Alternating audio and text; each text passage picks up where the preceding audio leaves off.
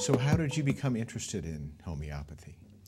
I've been interested in medical things for my whole life. My father was a GP, old-time GP. So my earliest memories are going on house calls and doing rounds in the hospital with my dad. He was a German immigrant himself, a refugee from Nazi Germany. And my mother was a nurse. So I was exposed to world of medicine from a very early age. And when I was in my teens or so, I also developed some types of illnesses that were not treated very successfully with conventional medicine. I also became interested in the philosophy of medicine and began to explore non-conventional ways of treatment. And I first came across homeopathy per se when I was living in Hawaii. I spent a year in Hawaii and I was studying languages. I was studying Oriental languages at the time. And someone handed me a book, a very simple little book called Medicine of the New Man. Still probably can get it. And I read it and it was all about homeopathy and it made so much sense to me. It just really clicked in my brain.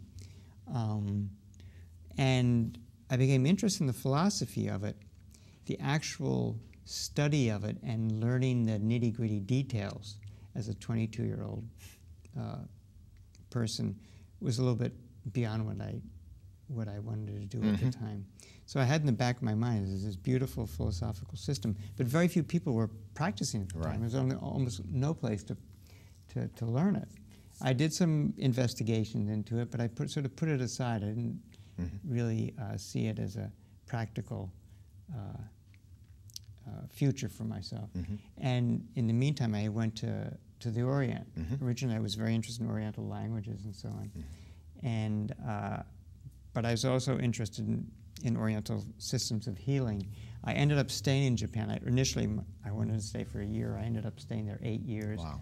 I took a degree at an Oriental medical college and learned acupuncture and herbal medicine. Ended up apprenticing there, opening my own clinic in Japan, got married.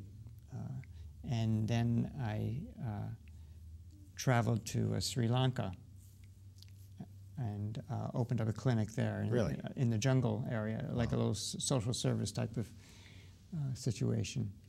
And doing Oriental medicine. I was actually doing acupuncture. I was doing acupuncture in a jungle, basically, where my first son was, my first child, my only son, but my first child was born.